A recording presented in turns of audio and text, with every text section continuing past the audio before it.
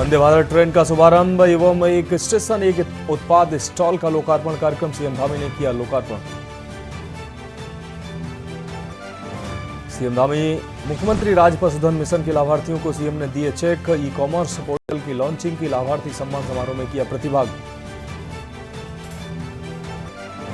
CM Dhami ने CAA को लेकर किया पोस्ट। पीएम के कुशल नेतृत्व में सीएए लागू करने का निर्णय अभिनंदनीय। इस ऐतिहासिक निर्णय के लिए पीएम गृह मंत्री का आभार व्यक्त करता हूं। उत्तराखंड में 22 आईएफएस के तबादले। डीएफओ देहरादून का ट्रांसफर हुआ। वन प्रशिक्षण अकादमी हल्द्वानी में तैनाती। लक्सर व आसपास के गांव को नहीं मिलेगी बिजली सप्लाई। कल 8 घंटे तक रही थी बिजली गुल।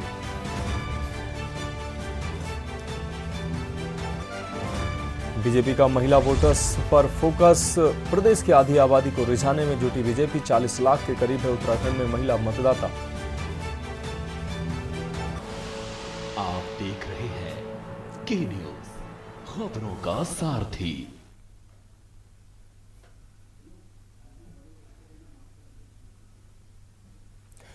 नमस्कार, उत्तराखंड के बुलेटिन के साथ मैं हूं मनोज माना। शुरू करते हैं खबरों का। लोकसभा चुनाव 2024 की तैयारियों के बीच उत्तराखंड में कांग्रेस को बड़ा झटका लग सकता है। आपको बता दें, विश्वस्त सूत्रों के हवाले से यह खबर सामने आ रही है कि प्रदेश प्रवक्ता दीपक बलियूटिया ने कांग्रेस से इस्तीफा दे सकते हैं। माना जा रहा था कि स्वर्गीय नारायण दत्त तिवारी के भतीजे दीपक बलियूटिया नैनीताल उधम सिंह नगर लोकसभा के प्रबल दावेदार थे, लोकसभा के प्रत्याशी बनाए जा सकते थे। दीपक बलियूटिया का परिवार देश की आज़ादी के समय से ही कांग्रेस से जुड़ा रहा है। इससे पहले दीपक यूथ कांग्रेस में जिला अध्यक्ष और प्रदेश अध्यक्ष के पद पर रह चुके हैं। 17 साल की उम्र से कांग्रेस के सिपाही रहे दीपक बलियूटिया राज्य के मुद्दों को लेकर समय समय पर आवाज बुलंद करते रहे हैं। सूत्रों की माने तो कांग्रेस पार्टी ने दीपक बलियूटिया को वरीयता न देते हुए इस सीट पर कांग्रेस के दूसरे नामों पर मंथन शुरू कर दिया है। हालांकि पार्टी ने अभी उम्मीदवारों के नाम की घोषणा नहीं की है। ऐसे में यह तय है कि अगर दीपक पार्टी छोड़ते हैं तो नैनीताल में पार्टी को बहुत बड़ा नुकसान होना तय है।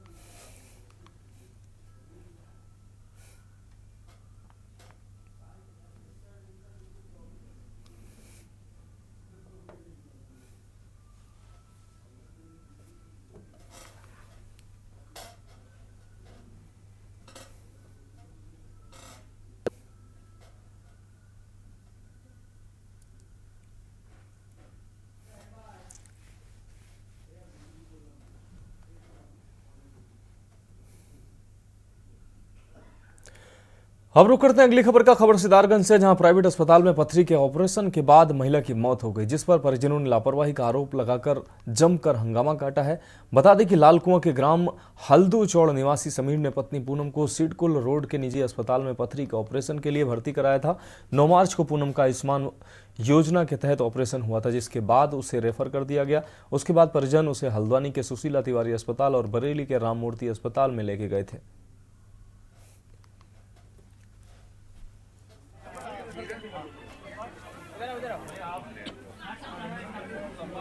करने नहीं आए, हमें चाहिए इंसाफ। क्योंकि गरीब बंदा है, मतलब हमारे रिलेशन में है, हम इनका मतलब हेल्प करने के लिए आए थे। तो यहाँ पे थोड़ा वीकनेस था, मतलब पेशेंट का, मतलब जैसे थोड़ा ब्लड की कमी थी। 9.8 था, वो भी कोई बहुत ज़्यादा कमी नहीं थी। उन्होंने बोला कि 1 बोतल ब्लड की हमें ज़रूरत है, तो वो भी हमने रिक्वायरमेंट इनका पूरा किया। उसके बाद इन्होंने क्या किया, 2 दिन का जो भी रेस्ट करके, और प्लस मेन बात तो इनका जो पेशेंट को था शुगर का रिपोर्ट में कोई शुगर का कोई मेंशन नहीं है। अब रुक करेंगे अगली खबर का। उत्तराखंड हाईकोर्ट के बार सभागार में अधिवक्ता परिषद उत्तराखंड उच्च न्यायालय इकाई द्वारा अंतर्राष्ट्रीय महिला दिवस समारोह कल आयोजित किया गया। बार सभागार में बतौर मुख्य अतिथि पहुंची उच्च न्यायालय की मुख्य न्यायाधीश ऋतु बाहरी का महिला अधिवक्ताओं ने पुष्प गुच्छ देकर उनका स्वागत किया। बार सभागार में आयोजित कार्यक्रम में उच्च न्यायालय के समस्त न्यायमूर्ति और हाईकोर्ट बार एसोसिएशन के पदाधिकारी सहित सभी अधिवक्ता मौजूद रहे। अधिवक्ताओं को संबोधित करते हुए उच्च न्यायालय की चीफ जस्टिस ऋतु बाहरी ने कहा कि यह हमारे लिए गर्व की बात है कि देश की महिलाएं किसी भी मामले में पुरुषों से कम नहीं हैं। महिलाएं अपनी मेहनत और लगन से आज देश के सर्वोच्च पदों पर आसीन हैं। उन्होंने कहा कि पूरा हाईकोर्ट बार एसोसिएशन, यहाँ के अधिवक्तागण उनका परिवार है। उत्तराखंड की महिलाएं कठिन परिश्रम और मेहनत से आगे बढ़ रही हैं, जो प्रदेश के लिए गर्व की बात है। जो बड़े लोग ज्ञान दे जाते हैं उनको फॉलो करना ही आपको लाइफ में बहुत आगे ले जाता है। So today I must thank everybody who are present here. मैं बहन के रूप में भाइयों का, पतियों का, पिता का ध्यान रखा जाता है। आपको पाना चाहिए, आपके कार्य करने के लिए उनके जो उन्होंने प्रगति किया है, जो उनके कार्य की सराहना के लिए एक दिन रखा गया। But very progressive women they are and hardworking and they want to rise in life. So अगर उस level पे भी progressive women हैं, they are very good, smart ladies also. So Uttarakhand is a very progressive state, I must confess. And women lawyers of course, I see them in court every day. So Uttarakhand बहुत आगे है, उत्तराखंड पीछे नहीं है. So हमारे लिए बड़े गर्व की बात है कि हमारी उत्तराखंड हाईकोर्ट की जो मुख्य न्यायाधीश हैं वो एक महिला हैं, ऋतु बाहरी जी हैं। और यहाँ की जो हैं हमारे डिस्ट्रिक्ट जज जो हैं वो भी महिला हैं, डिस्ट्रिक्ट मजिस्ट्रेट भी महिला हैं। हमारी उत्तराखंड की जो मुख्य सचिव हैं वो भी महिला हैं। और तो और हमारे भारत की, देश की राष्ट्रपति जी भी महिला हैं। किसी ने कहा कि मुझे बहुत अच्छा लगा देवभूमि में उत्तराखंड में आके, और मैं महिलाओं का सम्मान करती हूँ। और यहाँ की महिलाएँ अच्छी हैं, मेहनती हैं, और महिलाओं के लिए और प्रयास करने की ज़रूरत है और बहुत अच्छा है। अब आप लोग आगे बढ़िए। मुझे उनको बोली कि मुझे यहाँ पर रह करके ऐसा लग रहा है कि मैं अपने परिवार में, अपने घर में हूँ। अगली खबर हल्द्वानी से है, जहां ओखला कांडा सड़क हादसे में मृतकों को मुआवजे लेकर ग्रामीणों ने जोरदार प्रदर्शन किया है। बुद्ध पार्क में एकत्रित ग्रामीणों ने प्रशासन के खिलाफ जमकर नारेबाजी की है। इस दौरान ग्रामीणों की पुलिस से तीखी नोकझोंक भी हुई है। आपको बता दें कि हादसे में 10 लोगों की मौत हुई थी, जिनके परिजनों को प्रशासन ने 4-4 लाख रुपए मुआवजा देने का ऐलान किया था। लेकिन 2-2 लाख रुपए मुआवजा देने के बाद प्रशासन बाकी रकम देना भूल गया, जिसके खिलाफ ग्रामीण अब सड़कों पर उतरे हैं।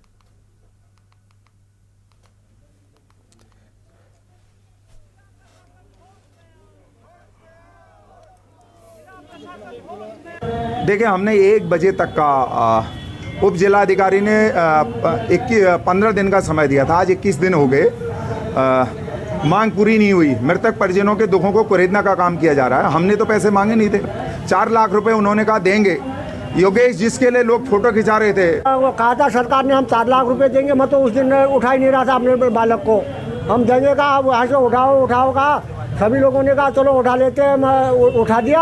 अब हमारी मांग पूरी नहीं कर रहे। परसों यहाँ पर आए थे, मतलब 15 दिन का वादा दिया था, वो वादा पूरा ही नहीं दिया। सर जी, हमें आज से 15 दिन केवल एडीएम साहब का फोन आया था। सर 15 दिन में आपको 2-2 लाख का मुआवजा मिल जाएगा।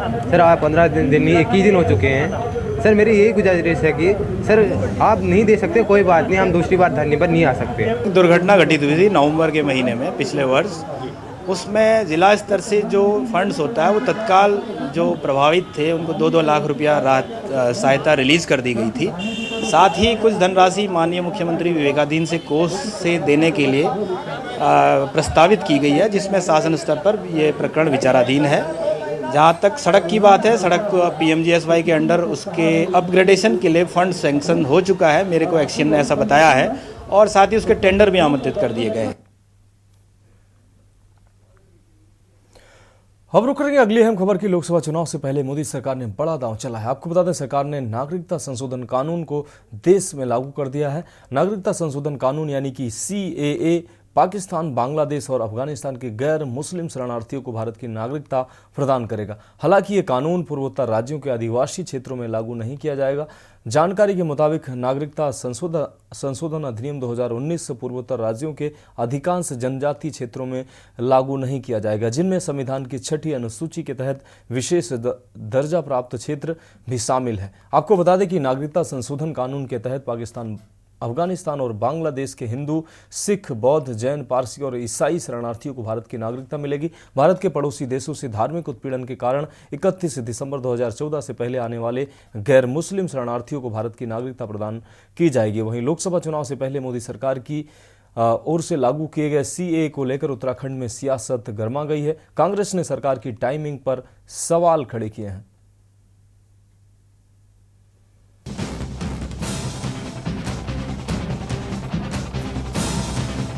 लोकसभा चुनाव के लिए समय बेहद कम रह गया है। माना जा रहा है कि एक सप्ताह के भीतर कभी भी आचार संहिता की घोषणा हो सकती है, लेकिन इससे पहले मोदी सरकार ने अपना बड़ा दांव चला है। सरकार ने नागरिकता संशोधन कानून को देश में लागू कर दिया है। नागरिकता संशोधन कानून यानी कि सीएए पाकिस्तान, बांग्लादेश और अफगानिस्तान के गैर मुस्लिम शरणार्थियों को भारत की नागरिकता प्रदान करेगा। हालांकि ये कानून पूर्वोत्तर राज्यों के आदिवासी क्षेत्रों में लागू नहीं किया जाएगा। वहीं मोदी सरकार के इस फैसले के बाद उत्तराखंड में भी जश्न का माहौल है। मुख्यमंत्री धामी ने प्रधानमंत्री नरेंद्र मोदी का आभार भी व्यक्त किया है। ये देखिए, ये एक बहुत बड़ा ऐतिहासिक कदम था। माननीय प्रधानमंत्री जी के नेतृत्व में जिस प्रकार से देश के अंदर धारा 370 समाप्त हुई, कश्मीर भारत का अभिन्न अंग बन गया, अयोध्या में भगवान राम की प्राण प्रतिष्ठा हो गई, भगवान राम का भव्य और दिव्य मंदिर बन गया। इसी प्रकार से बांग्लादेश में, अफगानिस्तान में, पाकिस्तान में रहने वाले जो हिंदू थे, फारसी थे, बौद्ध थे, जैन थे, उन सभी को, सिख थे, उन सभी को भारत की नागरिकता मिल जाएगी। ये उनकी सुविधा के लिए बनाया था, जो पीड़ित थे, जिनके साथ अत्याचार हुआ, अन्याय हुआ।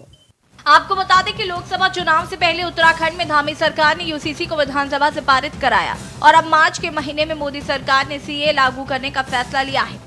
इसको देखते हुए उत्तराखंड में पुलिस प्रशासन अलर्ट मोड पर है। इसके साथ ही राज्य में सीए और यूसीसी के मुद्दे पर सियासत शुरू हो गई है। कांग्रेस ने सरकार के इस फैसले पर सवाल खड़े करते हुए कहा कि असल मुद्दों से ध्यान भटकाने के लिए भाजपा धार्मिक ध्रुवीकरण के रथ में सवार होकर कभी यूसीसी और कभी सीए का दांव चल रही है, लेकिन जनता भाजपा की कार्यप्रणाली को समझ रही है। वही भाजपा का कहना है कि जनता से किए हुए वादों को ही सरकार ने पूरा किया है। इसके साथ ही उत्तराखंड में भाजपा ने यूसीसी और सीए को जन जन तक पहुंचाने की रणनीति तैयार की है। भाजपा का दावा है कि यूसीसी और सीए से वातावरण भाजपा के पक्ष में है। चुनाव के करीब थे, अब उसको लागू करा है। भैया, सीए हमारे घोषणा पत्र का अंग था, हमने इसको कानून बनाया, अब लागू हम अपनी सरकार में कर रहे हैं। समय कौन सा चुना जाना है ये कांग्रेस से पूछ के तय नहीं होता है। ये ठीक है कि आज सीए के बाद जो माहौल बना है वो हमारे लिए बहुत पॉजिटिव है और बड़ी संख्या में ऐसे लोग जिन्होंने देश की आज़ादी का युद्ध सामूहिकता से लड़ा, बड़ी संख्या में उन देशों के अंदर है जहाँ उन पर अत्याचार, अन्याय हो रहा है। तो हमने पहले ही कह दिया, बीजेपी के दिमाग में ना तो देश है, ना देश का विकास है, ना देश की अंदरूनी जो गंगा जमनी तहजीब है उसका क्षय होना उनकी नज़र में नहीं है। उनके दिमाग में केवल एक एजेंडा रहता है, चुनाव और सत्ता। वो इसको प्राप्त करने के लिए मुन्नीबान और जोशी और अडवाणी जी एसू को बाहर कर सकते हैं और अडानी को अंदर कर सकते हैं। और यूसीसी और ये दोनों हमने पहले शंका जता दी कि इसकी टाइमिंग को लेकर हमको शंका है। 2019 के इनके मैनिफेस्टो में है, लगातार इनके जो विचारक हैं वो इस बात को कहते थे सीएए को लेकर और यूसीसी को लेकर। सिटीजन अमेंडमेंट एक्ट लोगों को सदस्यता देने के लिए, देश की नागरिकता देने के लिए, वो लोग जो धर्म के नाम पर जो अल्पसंख्यक थे और पाकिस्तान के अंदर, अफगानिस्तान के अंदर और बांग्लादेश के अंदर जिनकी प्रताड़ना हुई और जो 2014 से पहले यहाँ रहते आ रहे हैं उससे पहले से, और वो लोग ये कहते हैं कि हम किसी कीमत पर भी मर जाएंगे लेकिन हम पाकिस्तान नहीं जाएंगे। उन लोगों के लिए हमने ये कहा कि उन लोगों के लिए उनको ये देश है, उनका देश है। हम कोई भी चीज़ फायदे के लिए नहीं करते हैं। दूसरी बात यह कि जो समाज में विभिन्न प्रकार की अलग अलग जाति, वर्ग, धर्मों में विकृतियां हैं, कुरीतियां हैं, उन सब गलतियों का, उन सब कुरीतियों का समाधान सही प्रकार से हो, समाज समरस हो, एक रस हो, एक कानून हो, उस आधार पर हमने यूसीसी लाने का जो निर्णय किया और यह यूसीसी पुष्कर सिंह धामी जी की सरकार का यह पूरे देश भर के लिए एक उदाहरण बना है। हम उत्तराखंड में पूरे देश भर में हम पहले राज्य हैं जहां हम यूसीसी को लागू कर रहे हैं। कुल मिलाकर चुनाव से पहले यूसीसी के बाद सीए के मुद्दे पर सियासत गर्मा गई है। एक तरफ जहां भाजपा जनता से किए हुए वादों को पूरा करने का दावा कर रही है, तो दूसरी ओर कांग्रेस समेत तमाम विपक्षी दल सरकार के फैसले की टाइमिंग पर सवाल खड़े कर रहे हैं। देखना होगा लोकसभा चुनाव में इसका क्या कुछ असर देखने को मिलता है। Uttarakhand desk report.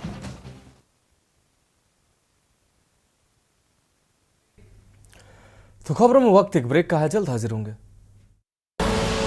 आप देख रहे हैं के न्यूज खबरों। ब्रेक के बाद एक बार फिर से उत्तराखंड की खबरों में आपका स्वागत है। रुक करते हैं अगली खबर का। पौड़ी जिले के विकास खंड जय हरी खाल के अंतर्गत रैतपुर देवडाली गुमखाल मोटर मार्ग पर रैतपुर के समीप मोटर मार्ग के ऊपर बन रही दूसरी सड़क का मलबा आने के कारण मार्ग पूर्ण रूप से बाधित हो गया। ग्राम काजो आपको बता दें कालोजल देवडाड़ी निवासी सुशीला देवी की तबीयत खराब हो गई, जिसके बाद परिजनों द्वारा उन्हें पैदल मार्ग से 3 किलोमीटर पैदल चलकर मुख्य मार्ग तक पहुंचाया गया।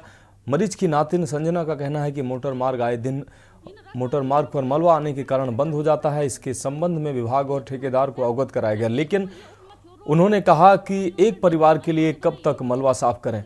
आखिर सोचने वाली बात यह है कि अगर किसी दूरस्थ गांव में एक परिवार रहता है तो क्या उनकी सुविधा के लिए गांव में पहुंची सड़क को मलबे से बंद कर देना चाहिए। कैसे बैठी है यहाँ पे रोड का इतना बुरा हाल हो रखा है कि क्या बताएं हम। आप लोग खुद ही देखिए हम अभी भी पैदल आ रहे हैं और सुबह भी पैदल गए। सुबह भी हम 3 किलोमीटर पैदल गए और अभी भी 3 किलोमीटर पैदल आ रहे हैं। और दादी की तबीयत कैसी है? और दादी की तबीयत कहाँ देखिए कमाम लाए रैतपुर का, और पहले हम दादी को पकड़ के लाए हैं, पकड़ के, और जो वहाँ की रोड है रणकोट की उसका मलबा वहाँ आ रखा हमारी रोड पे। हम देवडाली के हैं, असतपुरी के बीच की रोड है, इसलिए हमें समस्या हो रही है जाने में। अब दादी की हालत इतनी ख़राब हो चुकी है कि हम लेके कहाँ जाए ना हमारे रहने का ठिकाना है न कहीं। और शिकायत नहीं करी क्या पीडब्ल्यूडी से? हमने कितनी बार शिकायत की, उन्होंने कोई वो की ही नहीं। कितनी बार बोला हमने, उन्होंने किया ही नहीं, कुछ नहीं। उन्होंने बोला एक परिवार है क्या करना, और वहाँ से आज वहाँ तक आती है मशीन, अब उससे आगे नहीं आती। कितने लोग हैं वहाँ पे गाँव में सब? नीचे गाँव में हाँ, जहाँ तक सड़क जानी है कितने लोग? वहाँ पे 4-5।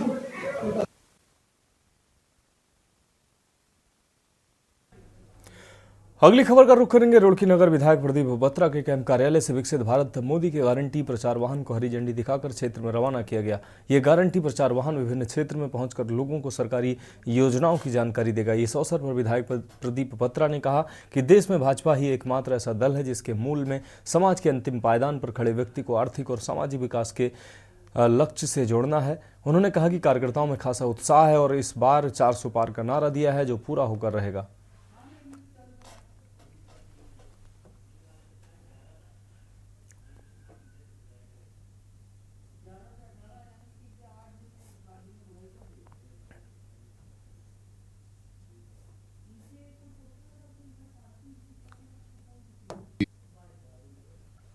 सबसे पहले तो मैं आपका धन्यवाद दूंगा प्रिंस जी।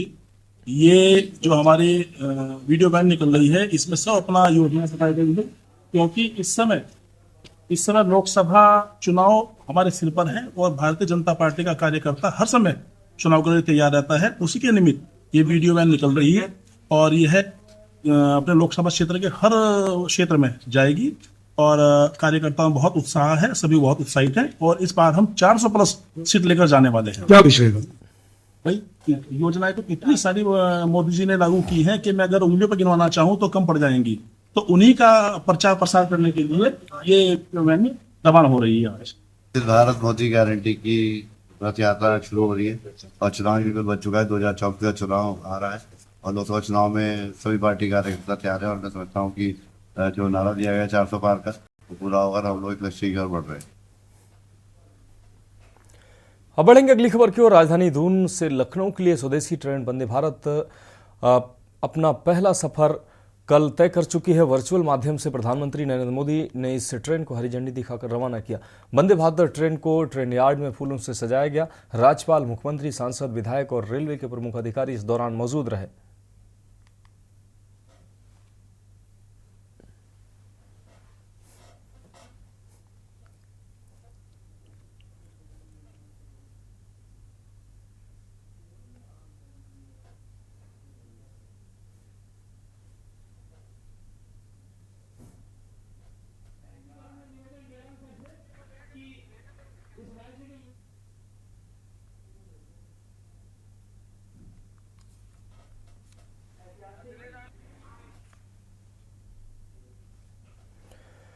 हम रुक करेंगे अगली खबर का। देहरादून के हाथी बड़कला स्थित सर्वे ऑडिटोरियम में मुख्यमंत्री राज्य पशुधन मिशन कार्यक्रम का आयोजन किया गया। कार्यक्रम में मुख्यमंत्री बतौर मुख्य अतिथि शामिल हुए। कार्यक्रम में कृषि मंत्री गणेश जोशी, पशुपालक मंत्री सौरभ बहुगुणा शामिल हुए। इस दौरान मुख्यमंत्री द्वारा लाभार्थियों को चेक भी वितरित किए गए। इसको लेकर पशुपालक मंत्री सौरभ बहुगुणा ने कहा कि यह योजना हमने आत्मनिर्भर भारत के तहत लॉन्च की थी जिससे पशुपालकों का हित हो सके। उन्होंने कहा कि हमने एक साल में 1500 लाभार्थियों का लक्ष्य रखा था, लेकिन योजना की लोकप्रियता के चलते हमें 1800 आवेदन प्राप्त हुए हैं। 1500 लोगों को अब तक बैंक से स्वीकृति मिली है और 180 लोगों की और स्वीकृति मिलना है। हमने 4 करोड़ 8 लाख रुपए लोगों को वितरित किए।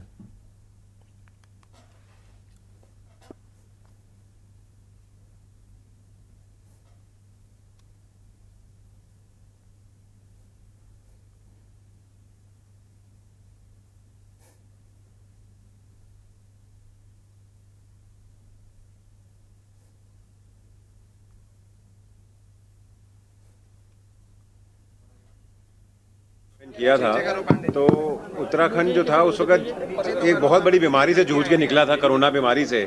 और हमने ये देखने को मिला था कि क्योंकि हमारे स्टेट की कोई अपनी योजना नहीं थी तो उसकी वजह से हमको पूरा आत्मनिर्भर हम केंद्र पे थे।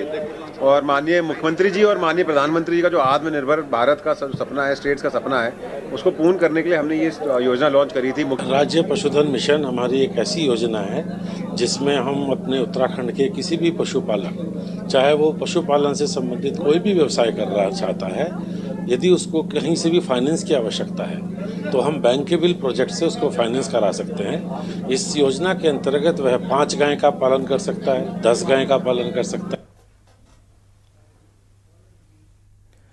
हम रुक करेंगे अगली खबर का। खबर हरिद्वार से, जहां प्रधानमंत्री नरेंद्र मोदी की महत्वाकांक्षी योजना उन्नत भारत अभियान के तहत देश का पहला स्मार्ट क्लिनिक हरिद्वार के पिछले गांव गैडी खाता में शुरू किया गया। पीएम के हर परिवार स्वस्थ परिवार के तहत ये योजना लागू की गई। इस योजना का उद्देश्य देश के हर ग्रामीण और पिछड़े हिस्सों में बेहतर स्वास्थ्य सेवाओं को जन जन तक पहुंचाना है। फिलहाल हरिद्वार में ये स्मार्ट क्लिनिक पायलट प्रोजेक्ट के तौर पर शुरू किया जा रहा है। निजी क्षेत्र की लॉर्ड्स मार्क इंडस्ट्री देश भर में इस तरह के 16,000 गांवों में 1,000 करोड़ के निवेश से ई स्मार्ट क्लिनिक की शुरुआत करेगी।